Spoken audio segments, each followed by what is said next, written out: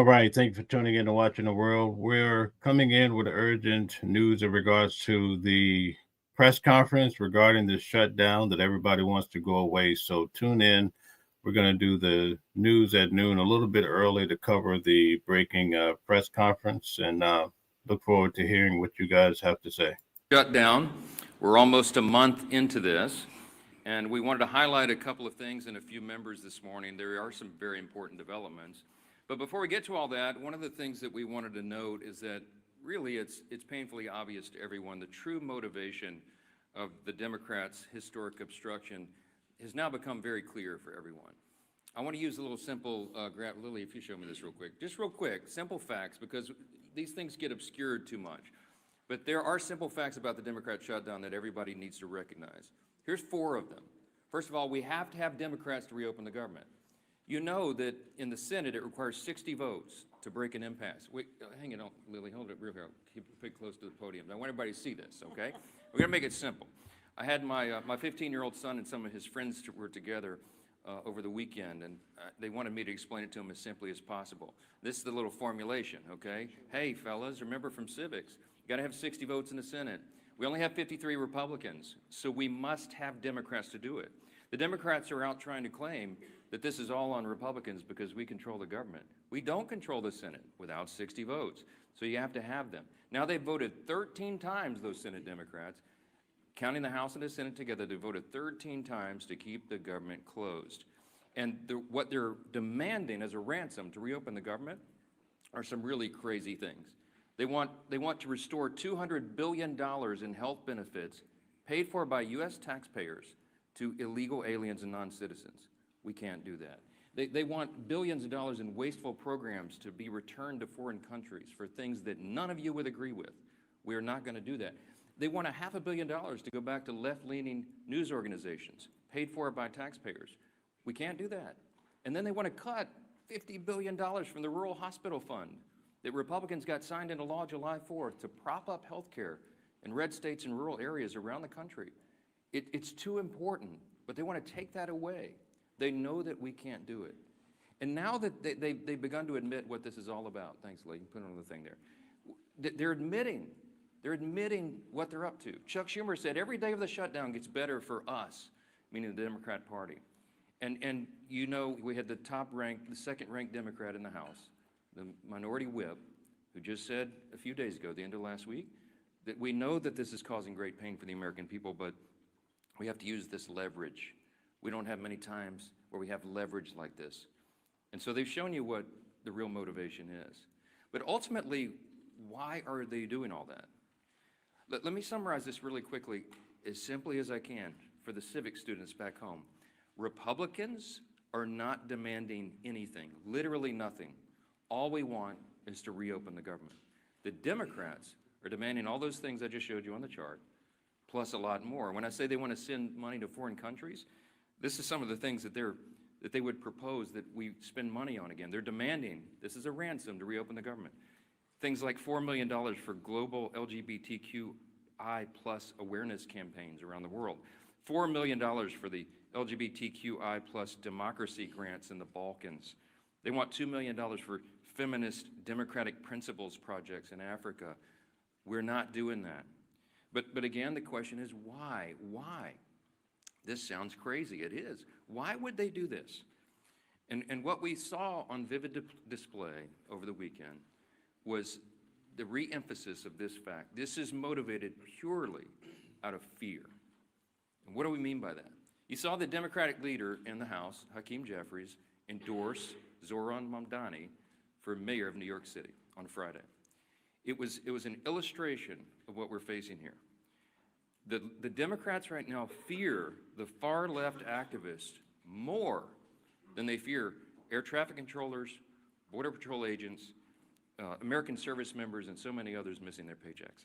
They fear the Marxist insurgents like Mamdani more than they fear families and children going hungry from lapsed benefits that keep food on their tables. They simply fear losing their own political positions next November if they don't appease the angry far left base right now. And they will appease that base at any cost. no matter how much pain's inflicted. In fact, they've said in their own words, this gets better for us day by day. How does it get better? Because they're proving to the angry far-left base in their party that they will prioritize them over the American people. And simply put, it's the profound fear in the Democratic Party that drives this shutdown. It is not principle, it is not policy, it is certainly not concern for the constituents that they say that they want to represent.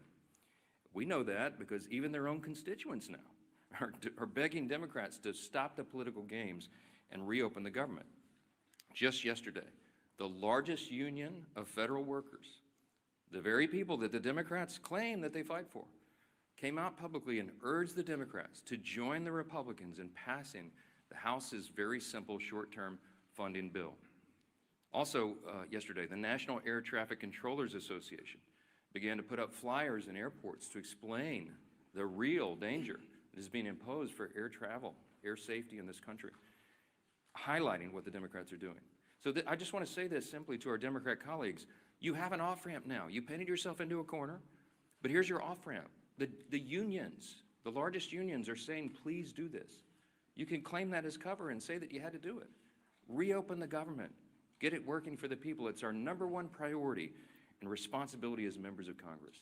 But Senate Democrats have refused to do it for almost a month now. I've said it over and over, Republicans have done our job. We passed the clean short-term funding extension to keep the lights on and pay all these workers and our troops and fund programs like SNAP and WIC that Americans need and rely on. And in the meantime, Republicans have been working very hard around the clock every day of this Democrat shutdown to do our best to reduce the pain for our constituents. In our districts, we've got a video running over here just showing some highlights of what all the House Republicans are doing and have been doing for the last few weeks. Out in their districts, they're trying to help Americans navigate the crisis that the Democrats have created with their selfish political decisions. Here's a few more examples this morning we wanted to highlight. In Montana, Congressman Troy Downing, these are all Republicans doing work back home. He's met directly with his TSA officers and air traffic controllers who continue to show up to work while Democrats keep the government closed. In New York, Congresswoman Nicole Malliotakis has been working around the clock, hand in hand, for example, with her local national park officials to organize community cleanups and maintain our public lands, doing the work Democrats left behind as park rangers and visitors staff remain furloughed under their shutdown. In Sullivan County, Indiana, and down in South Texas, you have Congressman Mark Messmer and Brian Babin. They've strategized with rural hospital leaders to ensure that these communities are able to access that $50 billion rural hospital fund, by the way, that the Democrats want to defund. It's the very funds that the Democrats worked hard to kill in their counter-proposal to reopen the government. In South Carolina, Congresswoman Sherry Biggs has been meeting with her small business owners who continue to serve their communities, many of whom are already feeling the benefits from Republicans' work to deliver no tax on tips. We did that in the big, beautiful bill, the Working Families Tax Cut. It's a wildly popular measure that, by the way, every Democrat voted against. In Oregon, Congressman Cliff Bentz is meeting with his air traffic officials as they wait on Democrats to reopen the government and deliver the federal funds they need to expand that region's critical air travel infrastructure. And here in Washington, the work has gone on in earnest as well. People keep commenting to me, you look so tired on TV. I am so tired because we're not sleeping a lot. We're working overtime. Here in Washington, our House committees have continued to conference together and do all the work we can to ensure legislation is ready for the floor for action as soon as we get back to legislative session. The House also continues to carry out its essential oversight duties. And you'll be reporting on this all day, but the Oversight Chairman James Comer released a blockbuster report now on the Biden auto pen presidency. And this report includes 47 hours worth of transcripts and testimony revealing that every executive action signed by the auto pen without written authorization from President Biden should be voided. This is an unprecedented situation in American politics and government.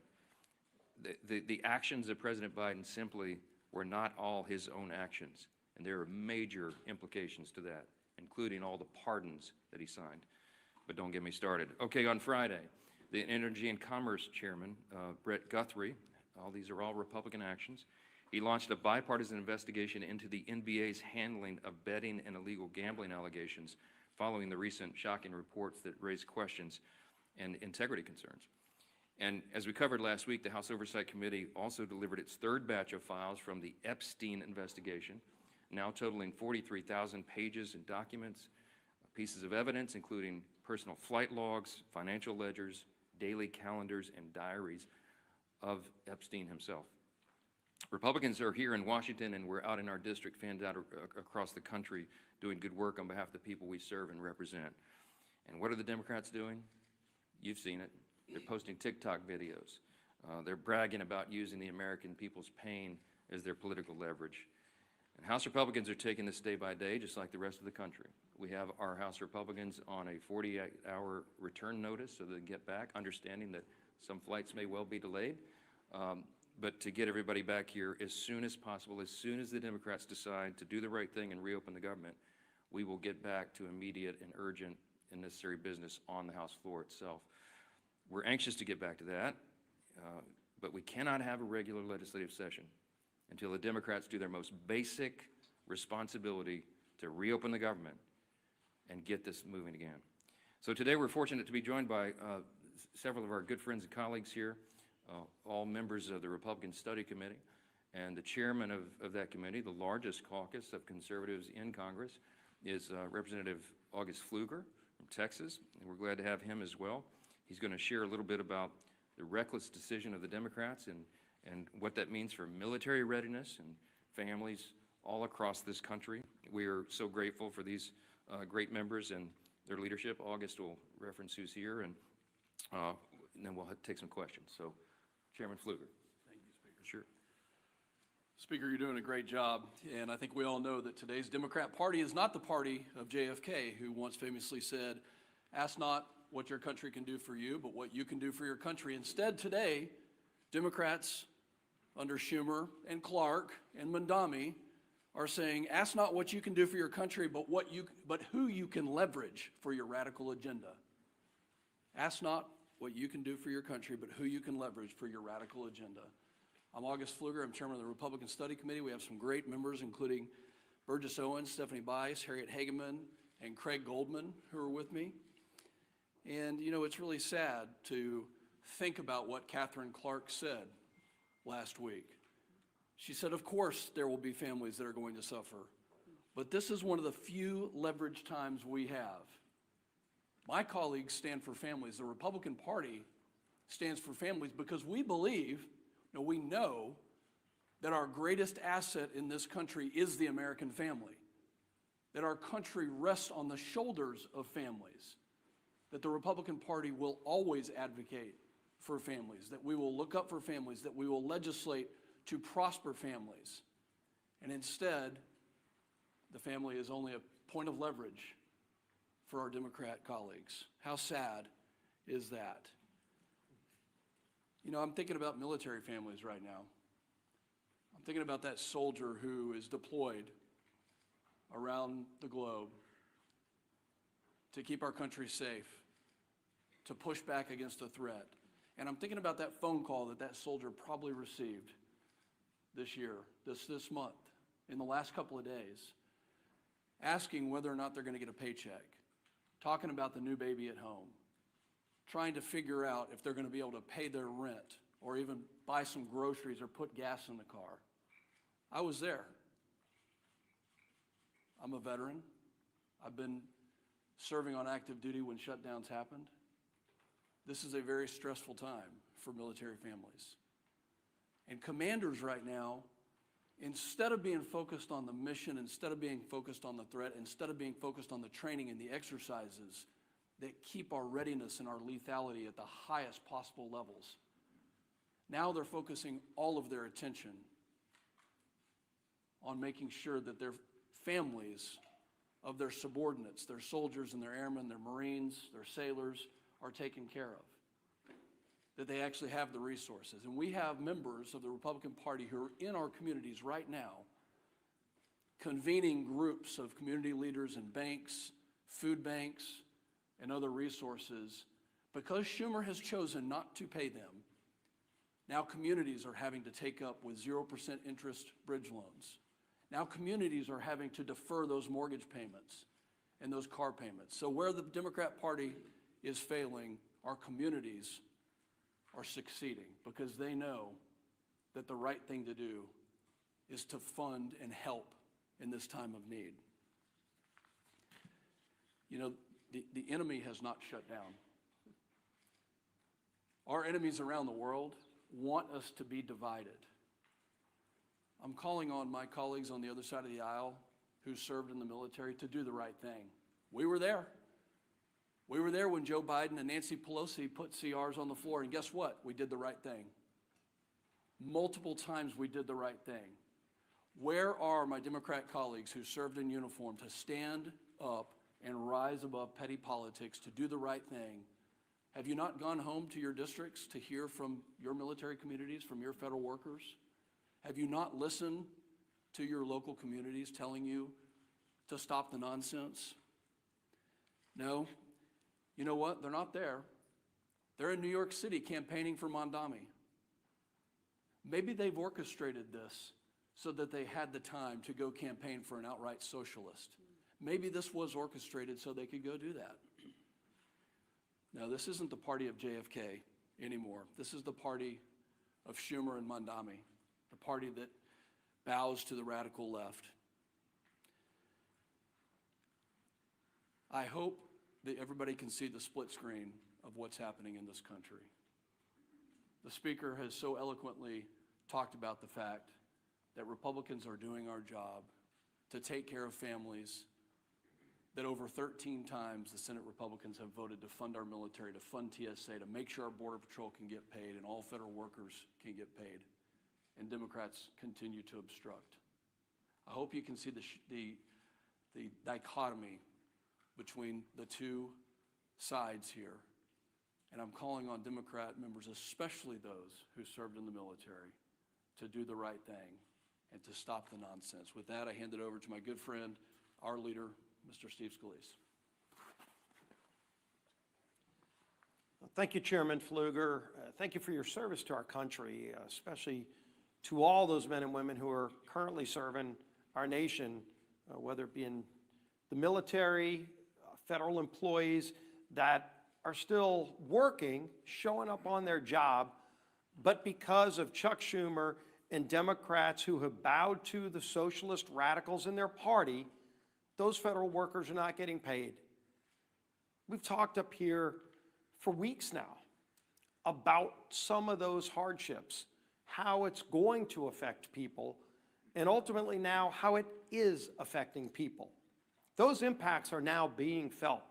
It's not hypothetical anymore. It's not some memo from a department laying out what might happen. We're starting to hear those stories. You can see, and our conference chair, Lisa McClain, has done a really good job of compiling a lot of the work that's being done by many of our colleagues. One of the reasons we're not meeting in session is because the Democrats shut down the government, but also because of that shutdown, our members are now busy in their districts mopping up a lot of the mess created by those Democrats because of the shutdown, the hardships it's created on families. And those are real hardships, and I applaud my colleagues who are in their districts trying to figure out ways to help people during this difficult time, working with food banks to get food to people who are missing SNAP benefits, WIC payments, military members who are not getting paid, but they're overseas, as Chairman Pfluger talked about. While their family's still here, those babies still have needs, and yet the paycheck's not coming in. Those bills are still due. And Democrats think this is some kind of game. Speakers talked about this over and over again, but what has their reaction been? Not figuring out a solution to get out of it, an off-ramp. It's doing stupid TikTok videos, making fun of this situation, thinking that the American people are leverage in their game to get some kind of unachievable goal, $1.5 trillion in new spending, $200 billion in taxpayer benefits for illegals, gutting $50 billion out of a healthcare fund for rural hospitals. And again, they try to claim it's about something else. Maybe it's about health care. Well, if it was about health care, they wouldn't be gutting $50 billion out of the rural health care fund. They wouldn't have fought, by the way, on the Senate floor months ago to remove a provision, the cost-sharing ratios, that would have lowered premiums on families by 11%. It was in our bill. We voted for it, passed out of the House.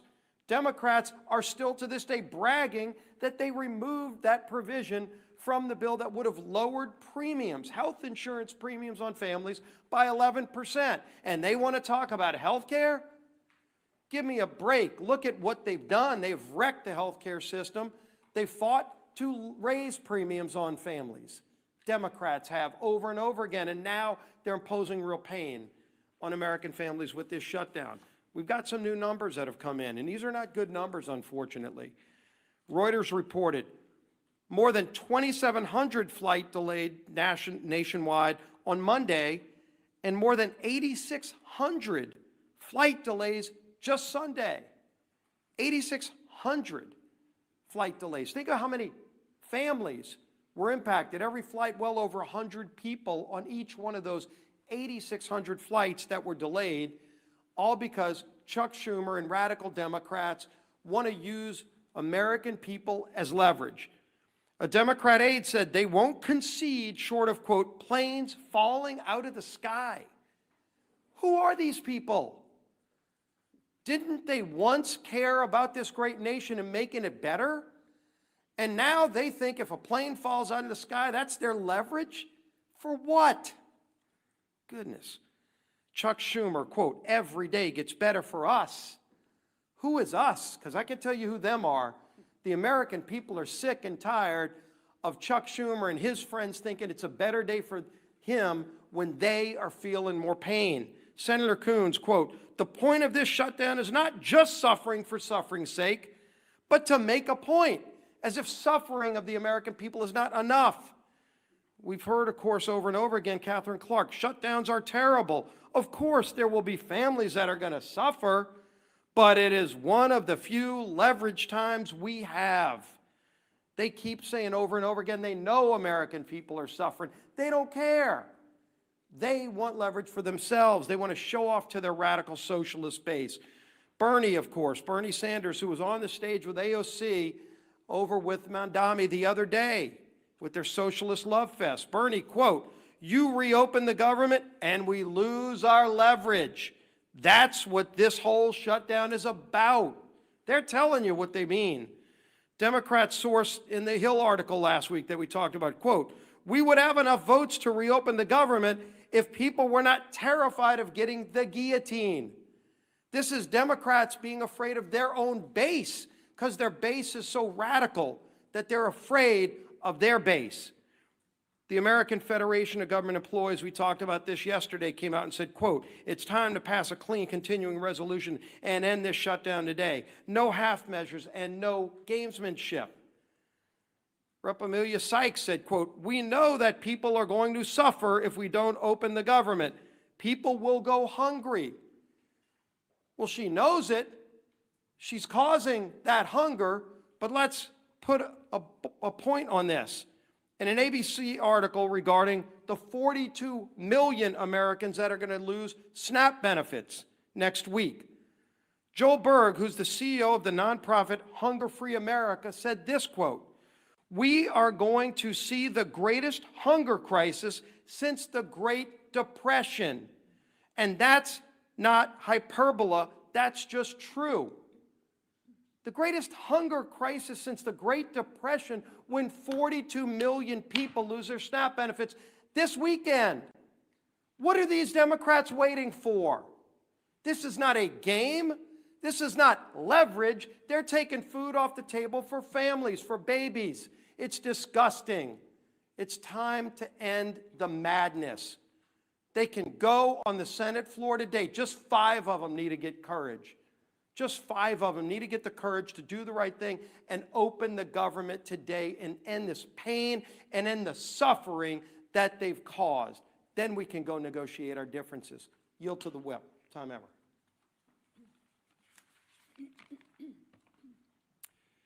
As has been mentioned, yesterday the largest federal workers union in the country that represent 820,000 federal workers, released a statement calling on Democrats to stop playing political games, pass our clean CR, and reopen the government. What was Chuck Schumer's response? Silence. Crickets. He declined to comment. Meanwhile, millions of federal workers are reevaluating how to make ends meet. Air traffic controllers missed their first full paycheck today. Some are turning to food banks, as we've discussed, in order to feed their families. Here is what one Democrat and retired federal worker had to say about the current state of play. Quote, "The Democrats are the ones that actually, in the Senate side, shut down the government. So they have to get together and stop holding Americans hostage. We're about to have people without food, and that's ridiculous. It's not worth it." Remember, that's coming from a Democrat and retired federal worker. Since Chuck Schumer and company won't listen to us, maybe they'll start listening to members of their own party. Enough is enough. You're playing politics with people's lives. And as Leader Scalise and the Speaker have reminded us, for what? So that you can appease the radical pro-terrorist wing of your party, so that you can fundraise off of picking a fight with President Trump. It's not worth it. In fact, it's despicable and downright wrong. There's a nonpartisan government funding bill waiting in the Senate to be sent to President Trump's desk immediately. It will come to the floor for a vote for the 13th time this morning. Put an end to the madness. Do the right and reasonable thing that you did back in March, by the way, and vote yes on our clean CR.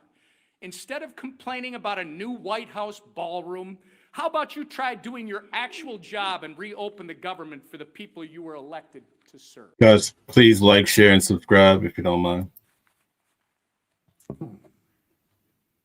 Thank you and good morning, everyone. And I first want to extend a thank you to the RSC chair and the members of the RSC who are here today. And thank you for all the work that you've been doing in the district. I know we appreciate it, and more importantly, I know your constituents appreciate it. I know I've been standing at this podium with Speaker Johnson and House leadership for weeks now. And every time we have said the same thing. Republicans voted to keep the government open. Democrats voted to shut it down. Period. It is that simple. This week, more than any other week, the consequences become impossible to ignore. As of yesterday, more than 10,000 flights have been delayed because of staffing shortages.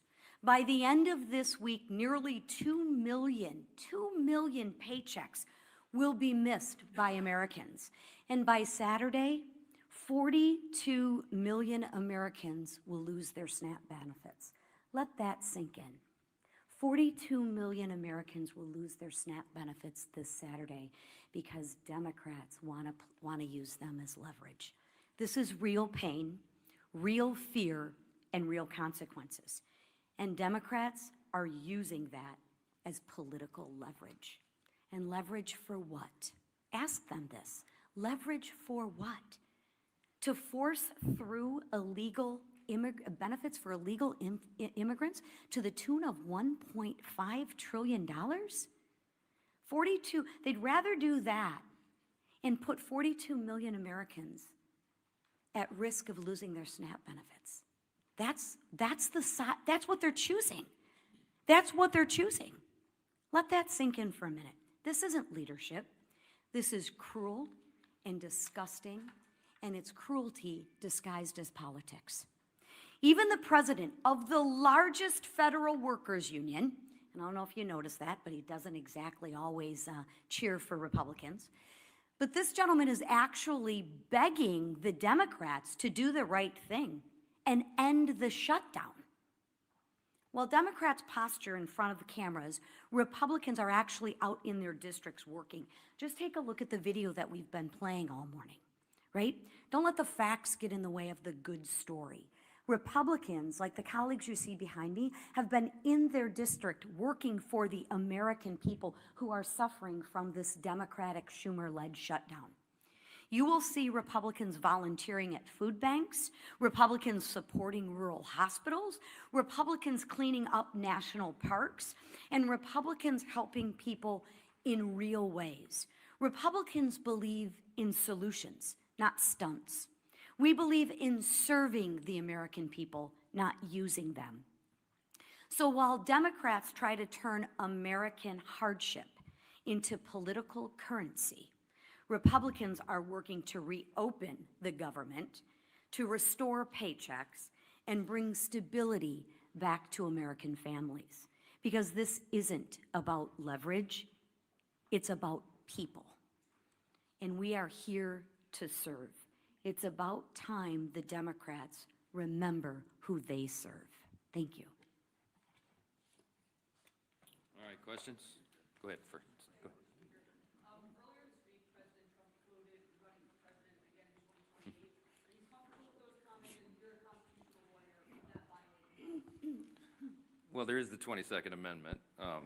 I spoke with the president about an hour ago. It's late in the evening in Japan. He's working around the clock, serving the American people. He doesn't stop. Talk about someone who works around the clock. And as Chairman Pfluger mentioned a moment ago, and as we've reiterated in here so many times, you're looking at the split screen because under President Trump, the Republican Party has delivered. I mean, you're talking about reducing taxes, reducing regulations, cutting fraud, waste, and abuse, ended the border crisis, ending the crime crisis, resolving conflicts, wars around the globe, and working on these amazing trade agreements. It's been a great run. But I think the president knows, and he and I have talked about the constrictions of the Constitution, as much as so many of the American people lament that.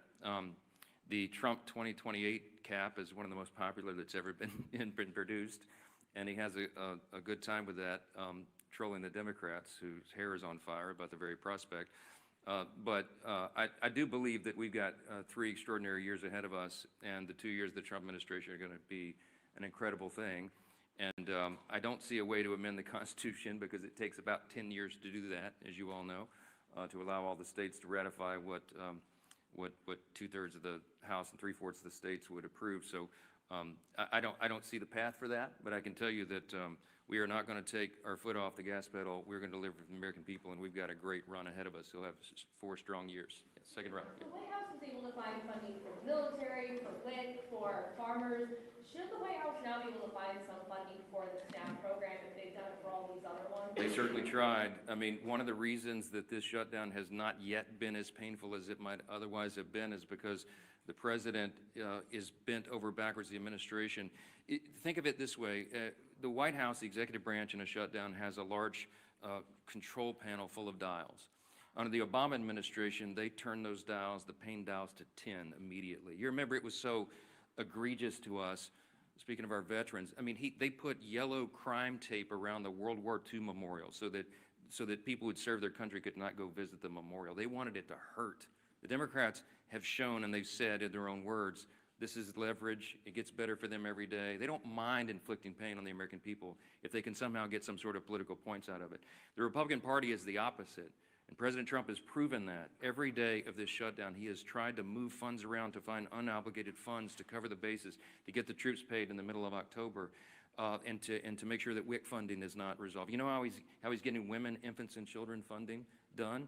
They did some very creative legal research I've quite admired. They found a statute in the 1930s that they could use to say that some of the tariff revenue could be used to cover nutrition because so much of that was transported over the border. So they've done some creative, amazing things to mitigate, to lessen the pain as much as possible. We've been out all over the country, all these Republicans.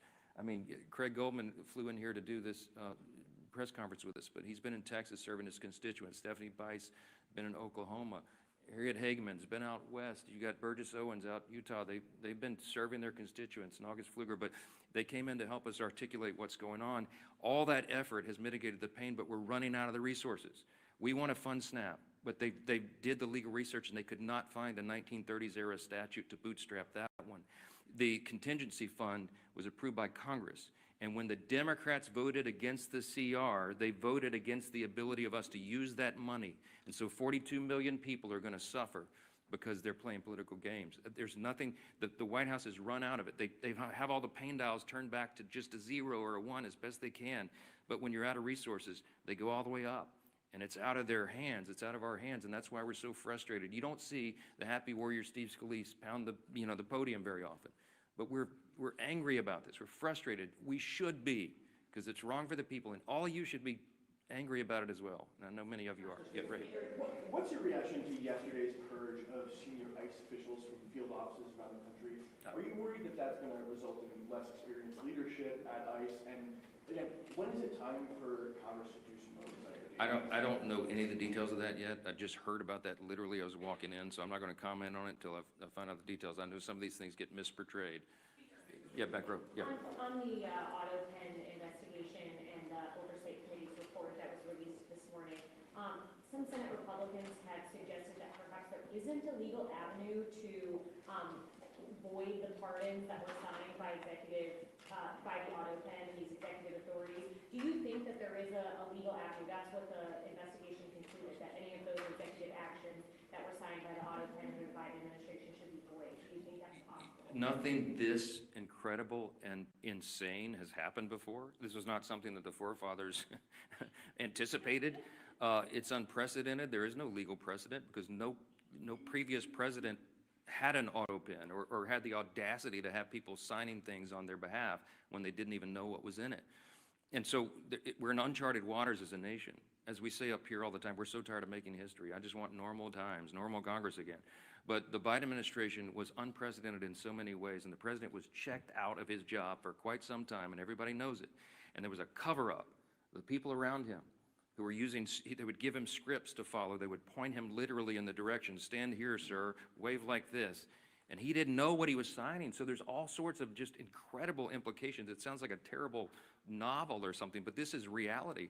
And so the pardons, for example, he pardoned categories of violent criminals and turned them loose on the streets. And he didn't even know he didn't even know what the categories were, apparently, much less the individual people that he pardoned.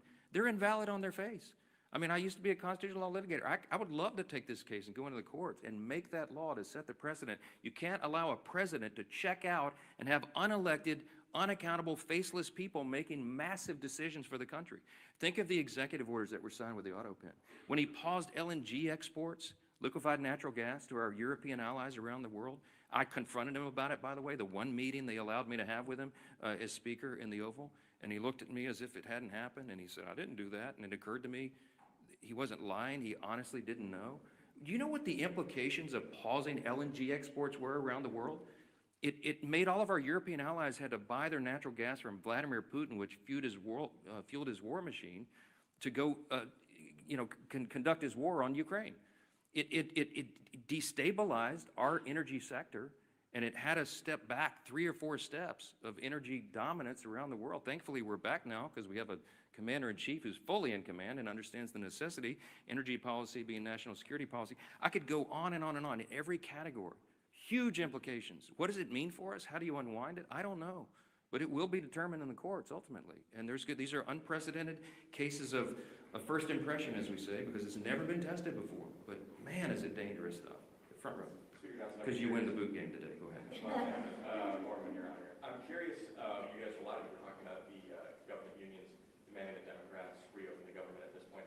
Do you think that that is building off of President Trump's gains with labor unions for the 2024 election? Do you think that this is a sign of a different relationship between House and Senate Republicans and federal government employees? Do you welcome these people in your tent? Of course. Claims that these are not traditional allies of yours in a lot of...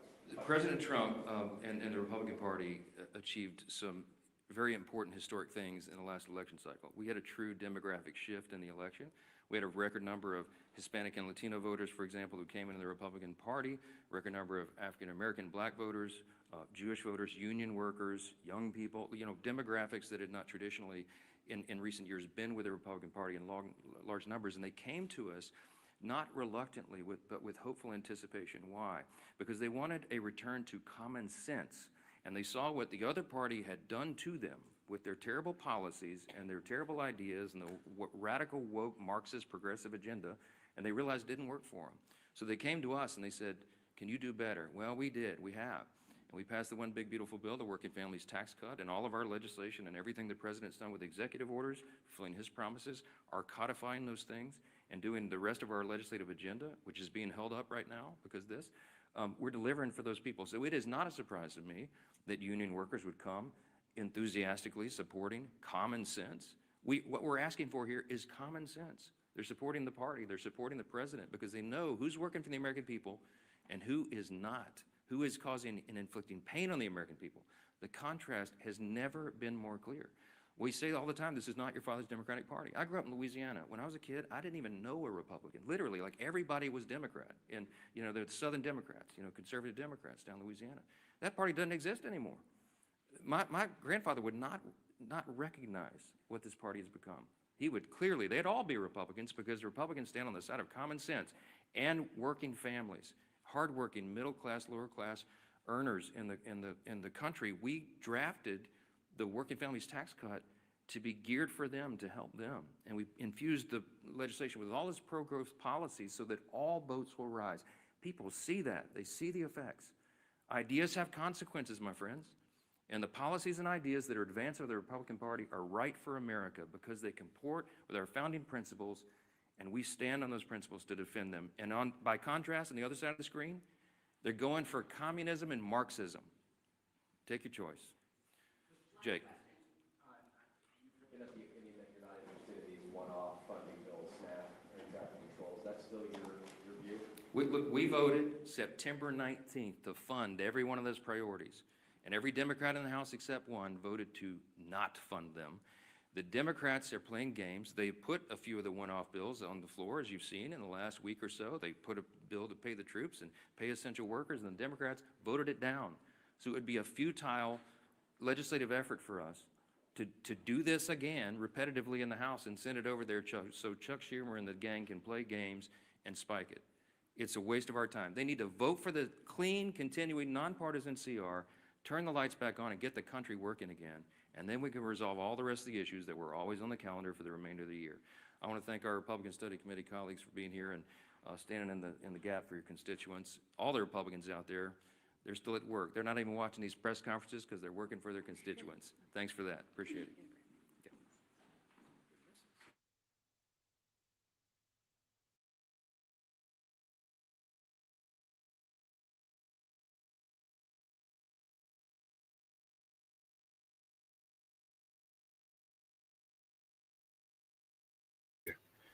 All right, thank you guys. We're going to go through some of the comments. As I expressed this morning for the morning show, there are some individuals that have been made aware that their food stamp cards will no longer work on November the 1st.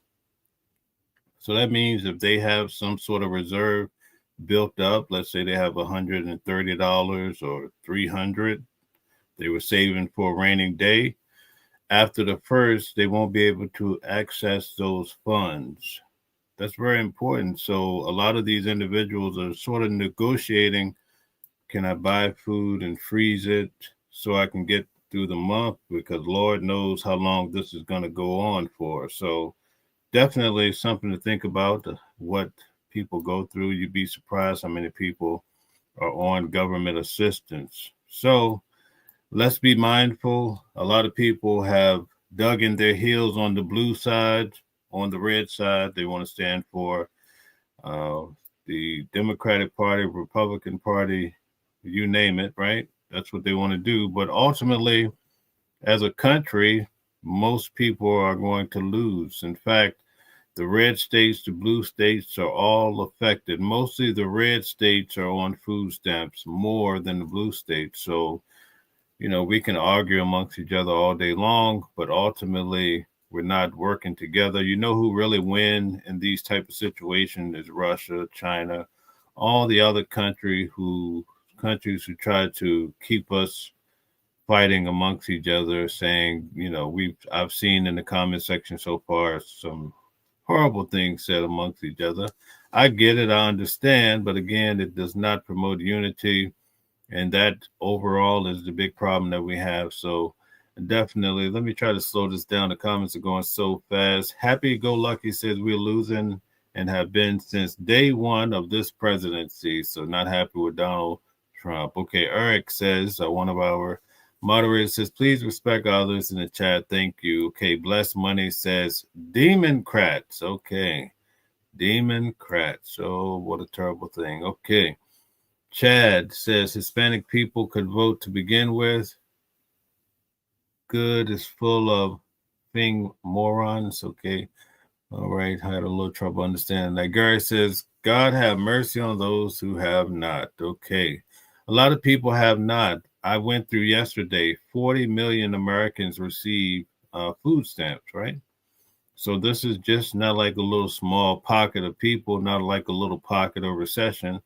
This is going to have a dramatic effect on a lot of people trying to get through, and this is going to hit on this Saturday. So this is where the rubber meets the road. It's really serious. Hijabi says, stop playing games, open the damn government. Okay. Such dysfunction in all of my 69 years. Okay. Thank you for your contribution. For everybody that comments, thank you so much. Please hit the like button, share, and subscribe. Help us to build the channel. We really appreciate it. Miss Pierce says, boycott spending money with the corporations now. You saw what they did to Target, right? Target took a big hit with the boycott. Many people on Facebook, I saw them saying, oh, you're just wasting your time. The boycott will not work. Well, we've run the numbers, and Target is sucking wind because of the people have, especially African Americans, have withdrawn their dollar. And that was propelled by none other than a pastor who wanted the people to stand up for their rights. So when you do hold your money, you make a loud statement, because people, they may not listen to your voice, but they listen to the money, right? Show me the money. Oh my. Jermistic says, Democrats hate God. Okay. SW Chan says, compassionate MAGAs, oxymoron. Okay, two opposites. Edgar says, keep government shut down. Latino supporting this administration. Stop free handouts. Okay, no more handouts. Okay. All right. Now, there's a stigma attached to this. Oh, the people who receive all of this, they're just lazy bums. But that's not totally true, people. A lot of people are going through hardships in life. Some people are born with hardships, disabilities. Some people are fighting cancer, diabetes, all sorts of issues, and they really need these funds, even the food, to survive. So you can't just put a blanket statement on it. Now, we are aware, and the government is aware, that people often sell their food stamps, and even that leads into buying illegal things or what have you. So, but you can't just stamp out everybody. Now, we do know that this is attached to the shutdown, but I showed you guys yesterday that a part of Project 2025, a lot of people come on the channel, they say, oh, this is just a hoax. Well, if you look at the black and white paper and the stipulations, right, and the guidelines in accordance to the book, they want to cut back on food stamps with Project 2025. They want to cut back on Section 8, limit how much time you can be on it. You can't have a free ride through life. This is what they're looking to do. So whether you like it or not, this is where we're headed, okay? This is, and quite frankly, a lot of people, as you can see in the audience, they love it. They like it. Okay, Nate11 says, stop the junk food stamps, make a community garden. Okay. I also saw where the government has a concern about some of the shadiness happening in the inner city and some of these corner stores that are actually owned by people who may have ulterior motives. So all of these things, they play a role. Maybe you're buying things with it that's not necessarily fall under the guideline. It's basically subjective to whoever the store owner is and whoever is buying food stamps. So all of these issues are at hand, but ultimately on Saturday, you're going to see, now you might be fine, you may not use government assistance, but I guarantee you somewhere in your family, you have individuals that need and rely on these different provisions from the government. And some have done so for quite some time. A lot of elderly people, they can't just jump back out and work at Walmart. If you guys go and look at my Instagram or look at the TikTok, I put out a video today, even guys, go and look at the short. Walmart is coming out with new technology, so much so that they put a hold on all new hires. They're looking to transition from, the labor in hands to the robotic hands. So these are real things. All of this is ultimately going to affect the big picture of money and how people can survive and take care of themselves. So you have to be able to pull yourself up, as we went over yesterday in our members only section. You have to be able to reach down and grab your bootstraps and pull yourself up. You used to could call someone and say, hey, I need to borrow 100, 200, but now even those people probably are struggling because of this economy that we're in. Now, the tariffs, a lot of people who are in the stock market, probably you see your stocks rising. We see that today. A lot of stocks are rising. Record numbers I see in investing. It's a beautiful thing. But do not be fooled, because we don't really know how the tariffs are going to end. And that's the part that we have to wait and kind of have a wait and see attitude. Where's all of this going to head? It might continue to get better for a while, but when it gets bad, will it get really, really bad? You saw that they said, right? And I don't know why you guys keep calling him Grinder Mike. Grinder Mike is saying that this is probably going to be the worst we've seen since the Great Depression when it comes to people struggling and looking for food. Now, what we do have is a vicious cycle. Whether you're a Democrat or Republican, homeless people are not necessarily all about drugs. There's a reason that triggered people to end up in the streets, sometimes divorce, sometimes illness, losing your job. Now we're starting to see a lot of AI pushing jobs out of the market. People are falling. They build up debt. They can't pay it. They can't pay their rent, their mortgage. They're on the street. And now what's going to happen to you, right? Because Donald Trump says he wants to clear out these streets. No more homeless people in the street. I was just out in San Diego. I saw homeless people there. I see homeless people everywhere. So it's something to think about, folks. We're in a vicious cycle. And if people lose their services on top of, losing their careers and everything else, what does this mean for our country? Because we don't just live in this particular country on an island. We have neighbors, Canadian, Mexico, all these countries that are interested, and most of them are interested in the fall of the United States, right? Everybody wants to take a higher standing. And right now, the United States is thought of as being that place. Donald Trump is that man, that's what they think, right? But we're in trouble, folks. And you see that the Republicans are saying it's the Democrats. The Democrat says it's the Republican. Who do you believe? Tell us who you believe in the comments. Let's get to a few of the comments. CG says, should people get a free ride through life? Okay, good point. You make a good point. SW Chan says, MAGAs cause homelessness. Okay, all right. Republicans create homelessness. Nate 11 says, has Trump said clear out of homelessness? Never heard that. Okay. Charmed, B-Day, and again, thank you guys for the like, share, and the subscriptions. Come back. We have news at noon each day, and we're adding some morning shows and some night shows too. We have legal perspectives on the way. Also, check out the videos that we're releasing. I have a nice video coming today that's going to break down the whole NBA. Okay, Gary says the stock market doesn't always reflect what's going on in society. Most people aren't in the stock market, but do have investments in 401ks. Exactly.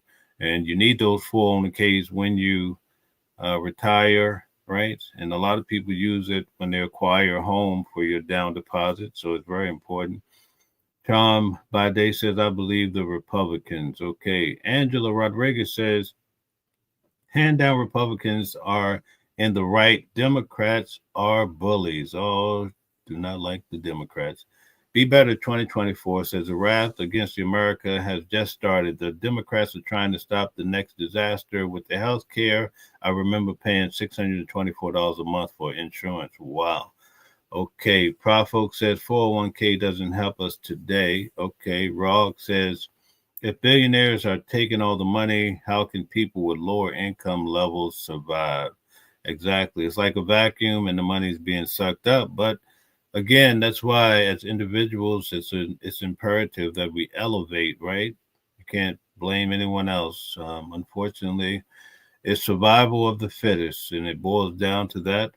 And if you want to win, you have to get out there and figure out maybe a new strategy on life in order to be even to feed yourself. Like, what if you are totally reliant on the government?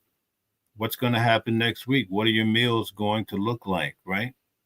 And when people don't have money, you can't feed your kids. People are more inclined to put down their character and they go out and commit crimes. You know, a hungry stomach, you might see more people trying to commit crimes. If you don't believe it, just watch how this unfolds, right? Dennis Daly, thank you very much. It says, read your Bible, explains it all. Dennis, tell us, what does the Bible say about this? JDP says, enjoy what you're watching. Please like, share, and subscribe, and consider becoming a member. We have occasional member shows where we try to have some pep talk and some motivation. How can we navigate to be able to survive in this climate where the hatred is high and the money is low, right? Even next week is going to be a lot of hungry stomachs. In fact, already we have people struggling just to survive. BDE Handicapping says, I can't wait until they start buying up all the farmland. Then you bootlicker will see. Well, I would have to say China is already buying up all the farmland. They probably have most of the prime land already. It looks like they have a key interest in controlling the food, especially in America. So not only are people buying so much Chinese food at the restaurants, and I'm not giving you a twist on it, I'm just saying, but China is shipping in the food and now they're controlling the farms in America. It looks like they have mastered the art of, I wouldn't call it war, but they're up to something. Okay, Be Better 2024 says, what happened to the money Elon Musk saved for USA? I guess Argentina got it. I cannot understand how people support Trump. Okay, for every day you sit and think about that, there's a new person running to love Trump. That's just how this life goes. Every day when one person leave a religion, another person is coming right in. It's just the nature of human life, right? Okay, CG says, I have a son who is on drugs and wants to live out in the street. Every time we get him off the street, he goes back, not because he wants him to. Most homeless don't want help. Right, it's all about mindset, right? And I think it's the addiction that calls people. It gnaws at their spirit. And it also, I think it's the pain associated with it. And most people that I've seen in my observation of life that are alcoholic, drug addicts, there's something that happened in their life that triggered them.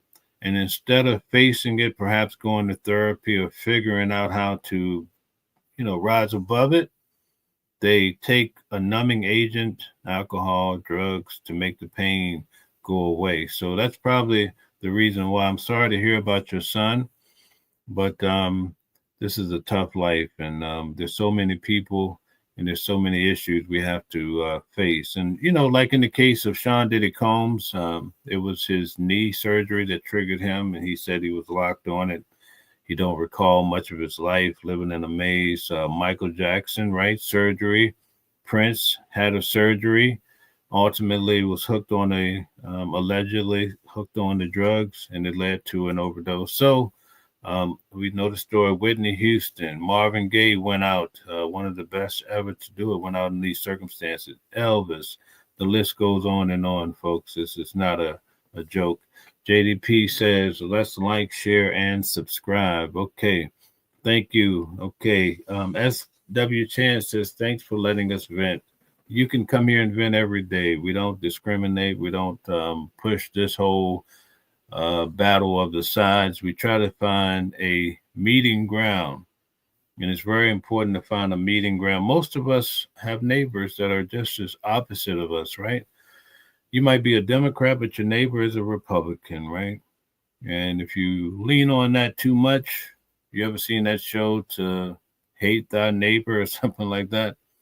Next thing you know, you're ducking bullets, folks. It could be real, all because of you trying to hold on to what you believe in, which, like they say, both wings, right, are on the same bird, right? Same bird. At the end of the day, you're going to end up at the same spot, and it might not be what you want.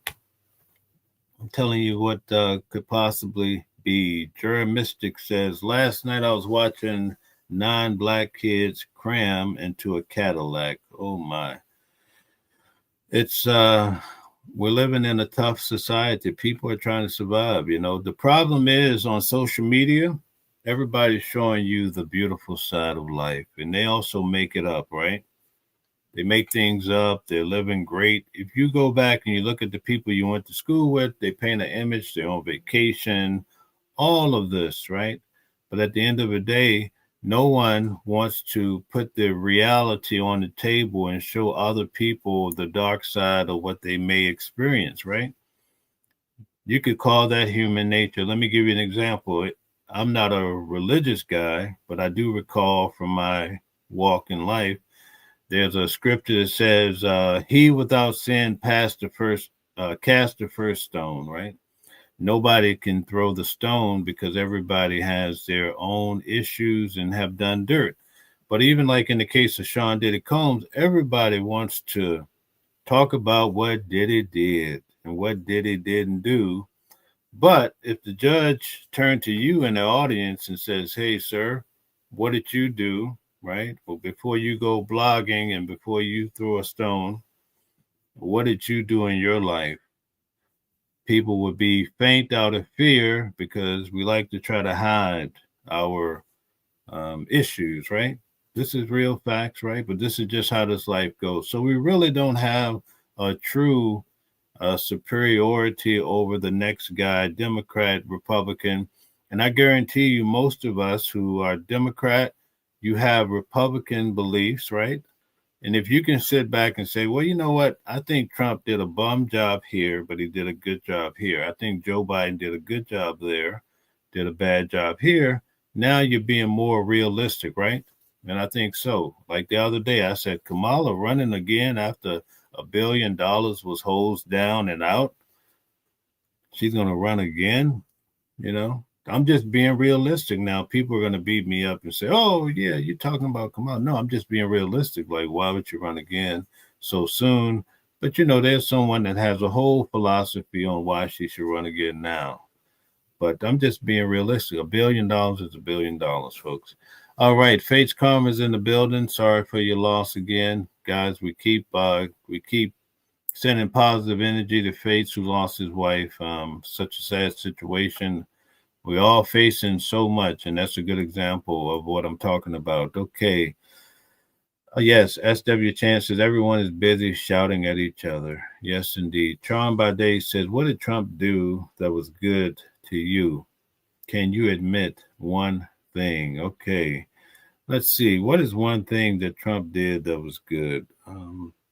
I would say, and you might want to beat me up for it, I think attacking or approaching the inner city crime.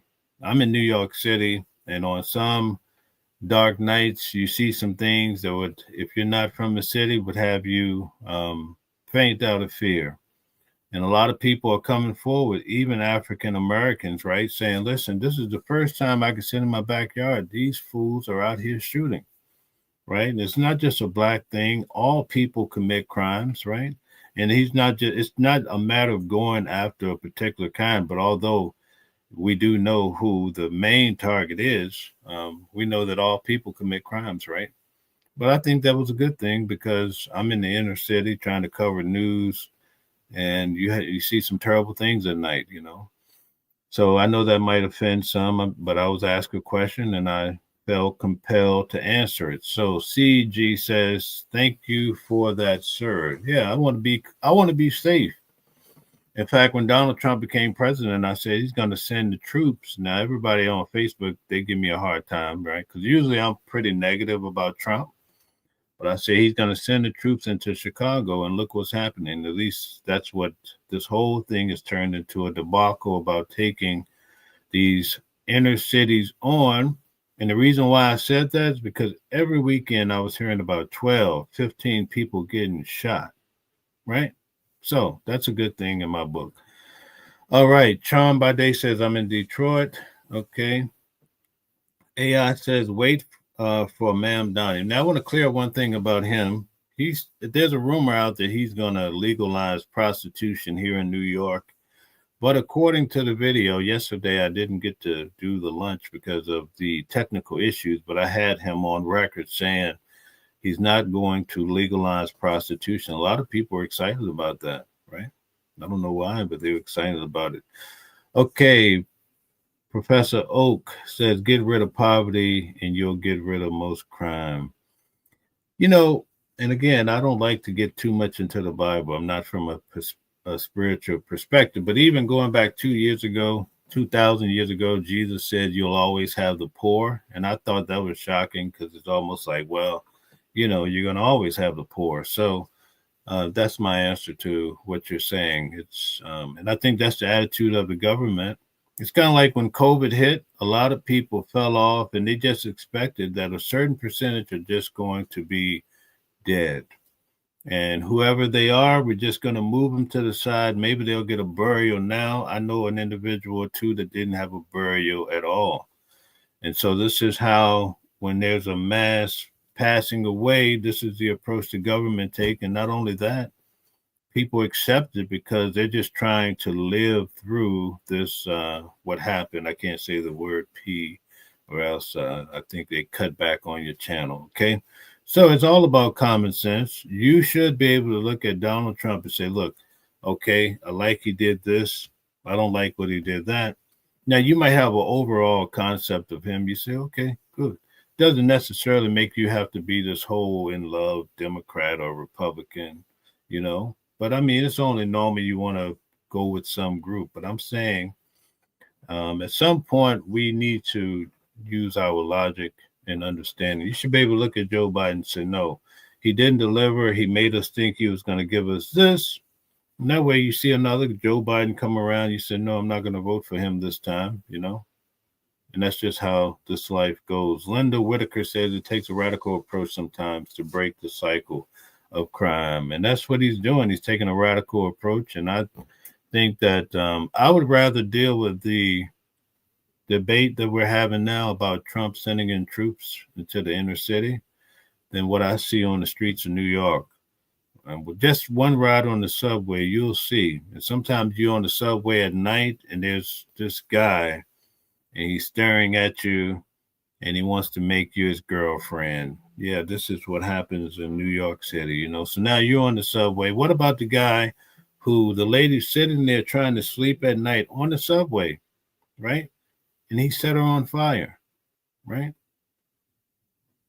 This is serious business. What about the last few weekends? Now, mind you, last Thursday, I showed you guys Brooklyn Courthouse. I took the subway, right? Because I hate driving in the city coming from, sometimes I drive down, but I drive a big Yukon and the traffic, people want to run. But there's a guy going around slashing faces on the train. I'd say, man, where are the National Guard? Bring them over here now. Somebody's getting slashed. Get them. Right? That's just how I feel about it. You may feel different. God bless you. All right. Gary says you'll always have the poor, but you should. Okay. I think I went there. Yeah. S.W. Chan says Joe Biden. Let's see. I think I missed that. Okay. Here we go. Joe Biden couldn't control global economics. Nobody could. Okay. Right. AI Giver says Trump is not the answer to any of that. Okay, there's some truth to that too. I understand that. Okay, so I'm getting some pushback on what I said. It is what it is, folks. Okay, I get it. I understand. You're entitled to your feelings. All right, so thank you guys for tuning in.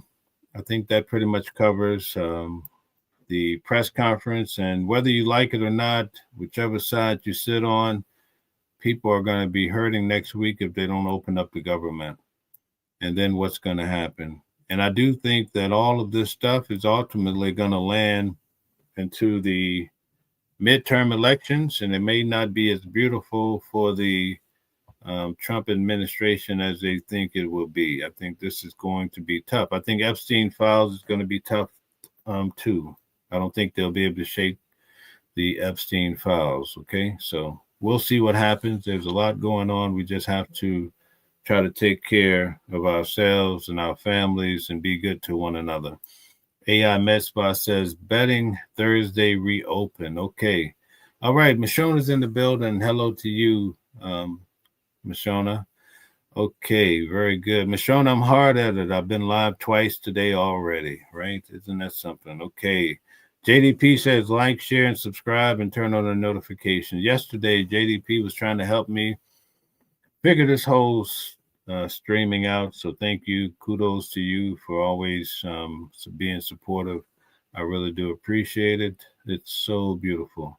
Okay.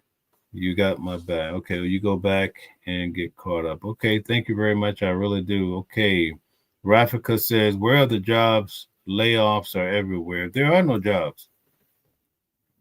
And guess what? Not only that, that's what I've been trying to talk, and I'm not trying to preach about it, but the jobs are going away, and you have AI and automation coming in strong. I just mentioned how Walmart has put a hold on hiring. You know how many young people, even in the country, look forward to going to work for Walmart?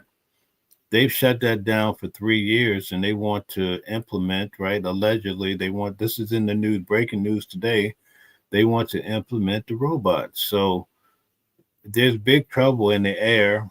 And I think as a part of this project 2025, you're going to see a lot of doom and gloom. But what's going to happen, we really and truly don't know, right? Okay, Jared Mystic says, industry by industry. Okay, CG says, I appreciate you having a center approach on your channel. Yes, thank you. I'm just trying to be realistic because I know we're all sitting on the same bird, and that bird can be treacherous at times. And I think right now, the unknown part of the bird is what's going to scare your pants off if you're not careful, right?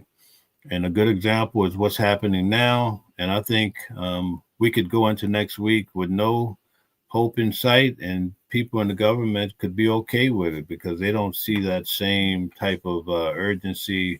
Their money is not being affected, at least the higher ups in the power, right? Charm Bade says, I appreciate that too. Okay. All right. Gary says, universal pay is coming soon. Look at what's happening here in New York. Mom Dami wants to do governmental grocery stores. Like, what's really going on?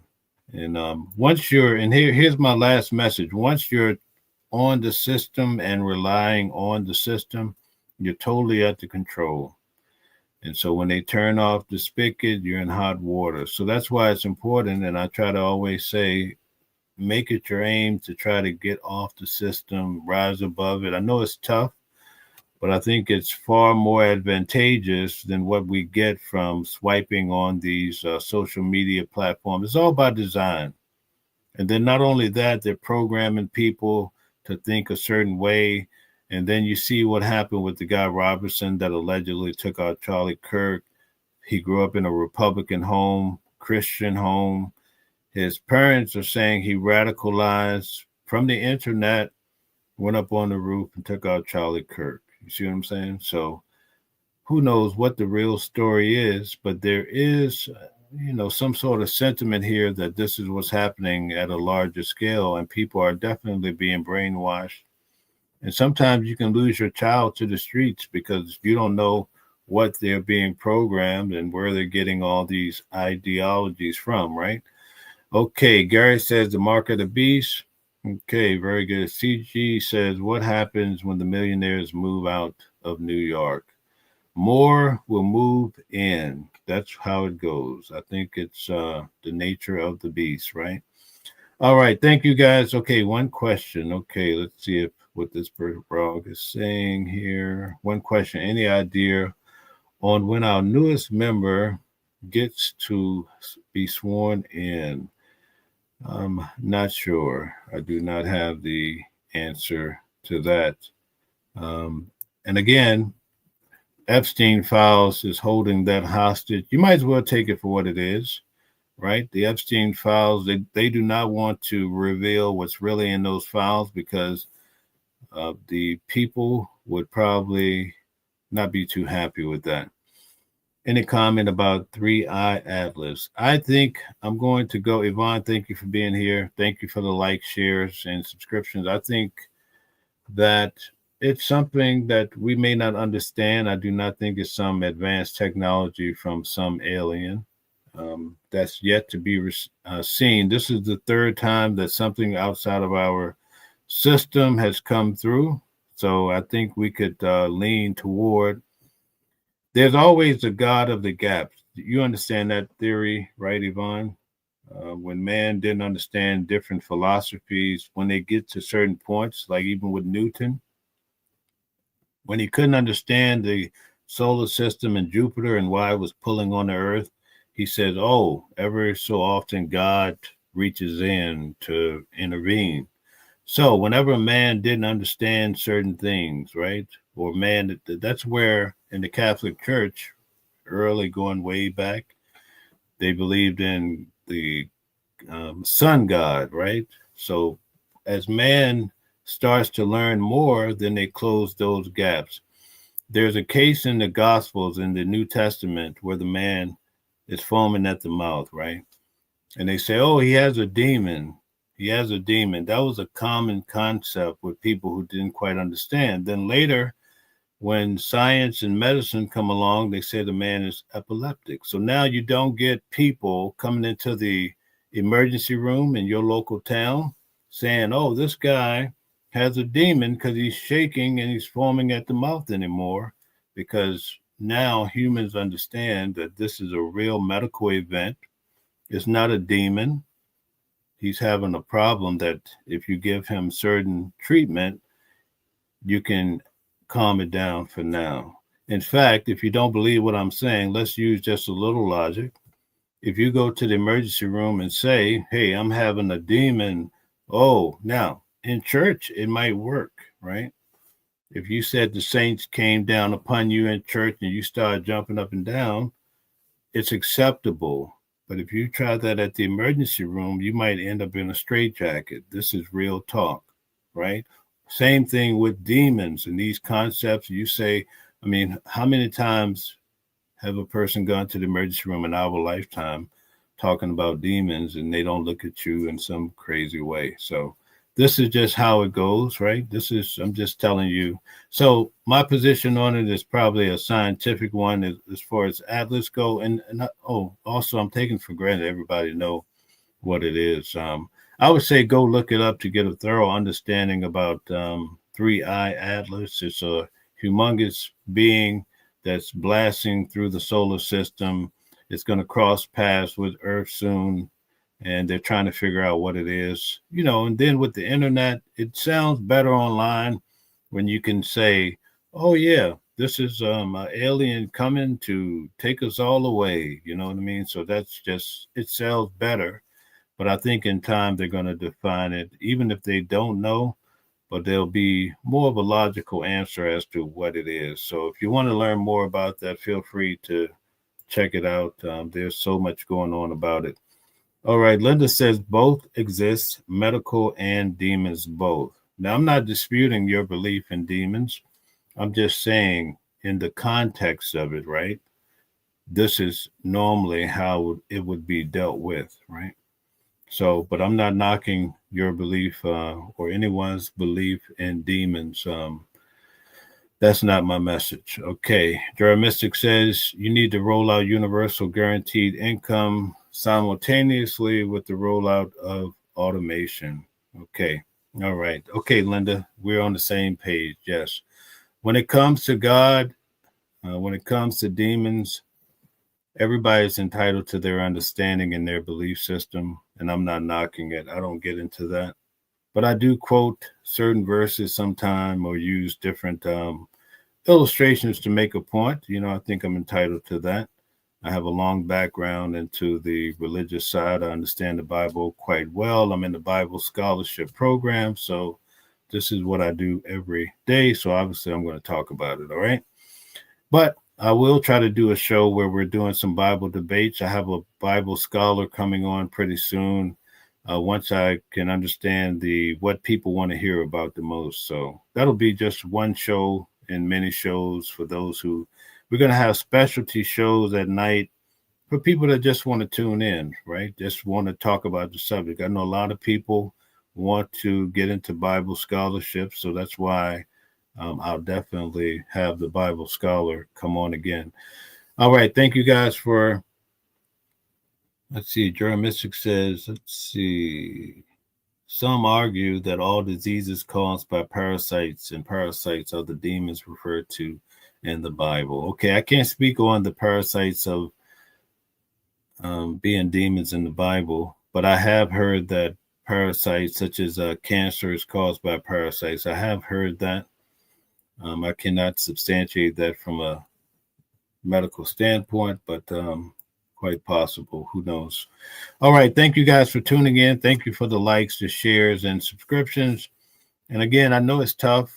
Everybody wants to stand for their team, right? Everybody wants to be blue, wants to be red. I get all that. I get it too. But I'm also saying that there is a neutral ground out there where it's okay to be there too. You know, they define it as an independent, right? And most people say, well, you're not standing for something. I don't want to talk to you either. So that's the indoctrination that we have. We're just so adamant about our beliefs that we just want to shut out everybody else that don't stand with us. And I understand that. Thank you so much, guys. We'll be back on tomorrow at noon to go through some news events, perhaps even in the morning at 6 a.m. We'll see how it goes, folks. But we are going to start doing the morning show. We have a coffee brand coming, a lot going on, folks. But we don't want the smoke. We don't need all the fighting and all of this craziness. We're just trying to have some conversation here. You know, there are places to go on the internet where you can go to war. You know, this is not the place, folks. But for those who want to get along and try to have some intellectual conversations, like, see, that's what happened with Charlie. I don't agree with what Charlie was saying, but I feel like Charlie had every right to say what he wanted to. Like, I feel like I should be able to express myself, right? But here's the problem. You get to this point where you're talking to people and they cannot spar with you, right? So they take your life. And that's not what we want, folks. We don't want that. We don't support that, you know. You're supposed to keep elevating your thinking and come back with a stronger debate, not with a bullet.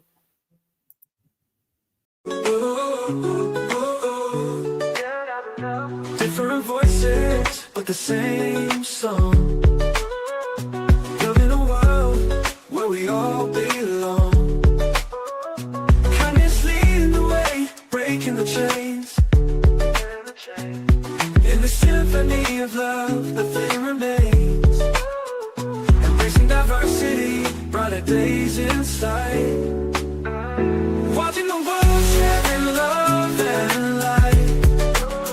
Hearts beating as one in our peaceful flight.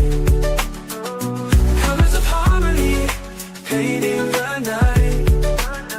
United we stand in love's pure might.